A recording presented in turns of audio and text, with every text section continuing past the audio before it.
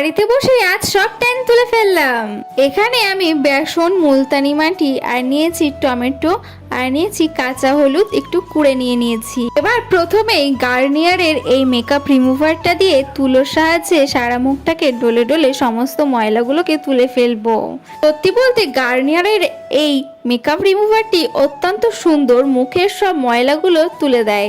এই দেখো কেমন কালো হয়ে গেছে তুলোটা। এবার একটি ফেস ওয়াশ দিয়ে মুখটাকে ভালো করে ফেস ওয়াশ করে নিয়েছি। সারাদিন রৌদ্রে ঘুরে ঘুরে আর এই শীতকালে রৌদ্রে বসে সারা গায়ে কিন্তু একদম ট্যান হয়ে গেছে। আমি তো এই ঘরোয়া ফেস প্যাকটি ছাড়া আর কিছু ভাবতেই পারি না ট্যান তোলার জন্য। বেসন, হলুদ, মুলতানি মাটি আর টমেটোকে একসঙ্গে যে রেখে দিয়েছিলাম সেটা সামান্য জল দিয়ে একটা ফেস প্যাক বানিয়ে সারা মুখে ভালো করে ডলে ডলে মেখে নিতে হবে। আর এটা কিন্তু তোমরা সারা বডিতেও অ্যাপ্লাই করতে পারো।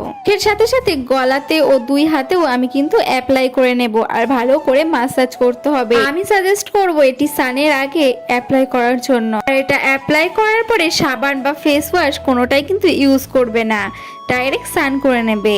আমি মুখ হাত পা ধুয়ে নিয়েছি, এবার স্কিনটাকে একটু ময়শ্চারাইজ করব। পন্ডসের এই লাইট জেল ময়শ্চারাইজারটা দিয়ে আমি ফেসটাকে ময়শ্চারাইজ করে নিচ্ছি।